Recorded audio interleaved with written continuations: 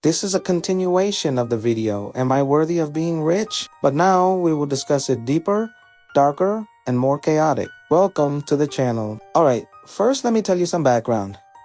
I started from an ordinary family from scratch. I've been selling since elementary school. In junior high, I imported pomade from China and sold it on Cascas and Tokopedia because, as John Paul Getty said, if you know the exact amount of your money, it means you don't have much money. So I break down my wealth into three main matrices. First, liquid wealth, which can be quickly liquidated. Second, net worth, which is based on the overall assets such as company shares. His genius wasn't in the fast food idea, but in the execution of three systems: price standardization, the franchise system, and massive marketing. So execution is where 99% of people fail. The importance of persistence and focus on what generates money. Paper money is just a medium of exchange whose value is eroded by inflation. Rich people convert this paper into assets. Assets bought by the rich: property, fine arts, collectibles, and Bitcoin. I once spoke to an old trillionaire who would trade all his wealth to be young again.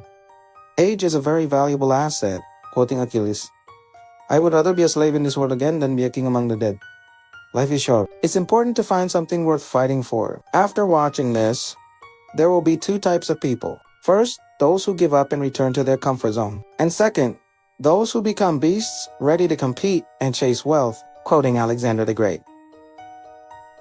Nothing is impossible for those who are willing to try. I await the new beasts at the top of the hill. The essence is items that are scarce and desirable to many people. Don't invest in something you don't understand. The biggest mistake rich people can make that makes them poor is misplacing their money. Beware of wealth eroding rats, bankers, financial advisors, and lawyers. Wealth advisors are useful if wealth is very large and complex. Make sure basic needs are met before investing.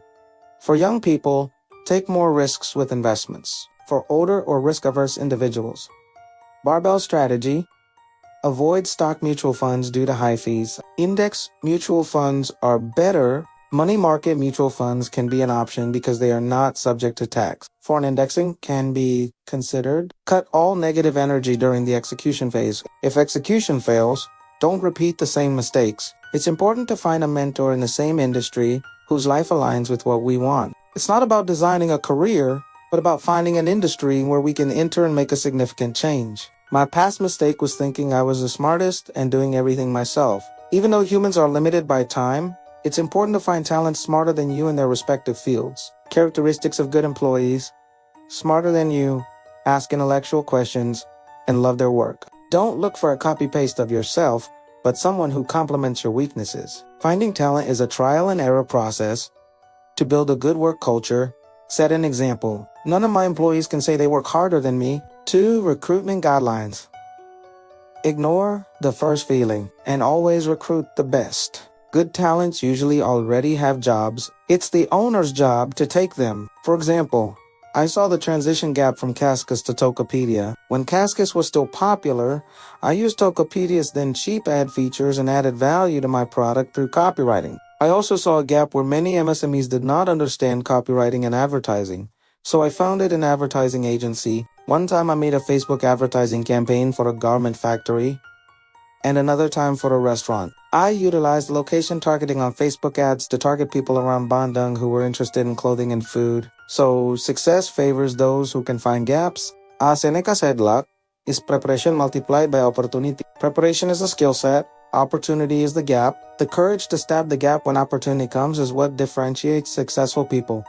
Fortune favors the bold. I consider myself more bold than others. Third, lifetime total spending, or LST. There's a famous quote, old money low key, which may have a lot of assets and liquid cash, but a very small LST. They don't actually enjoy their wealth at all. So it's important to have a balance between liquid wealth, growing assets, and the ability to enjoy the fruits of our labor. I was a real estate agent on weekdays and a wedding organizer on weekends. And in high school, I founded an agency for MSM. So all these skill sets are interconnected and have shaped me. Starting from scratch is an advantage because you have a greater drive and you have nothing to lose. People who start from scratch tend to be hungrier to learn and willing to empty their cup. A combination of strong ambition, youth, and not being afraid to fail is a strong capital. Early failures are common because we lack knowledge and experience. For example, I once failed in the pomade business because I did not understand accounting and financial management. So don't be a coward who is afraid to fail before trying. Regarding how much wealth I have, I do want to know the exact amount. Now let's get into the 5 principles. Principle 1. Starting. This is the most fundamental principle. Many smart people fail because they never start. Principle 2. Seeking. This is the ability to look at an industry and find its gaps to create disruption. Principle 3. Execution. Execution. An idea without execution is trash. Take Ray, Kroc, and McDonald's. Principle 4. Delegation. The world is cruel and the path to wealth is difficult, so you need a team. Principle 5. Storing. Many people can make money but can't keep it, so the world is unfair. Rich people buy items whose value actually increases, while items bought by the middle class decrease in value. This path is very difficult and time-consuming, and not everyone will succeed. See you on the next video.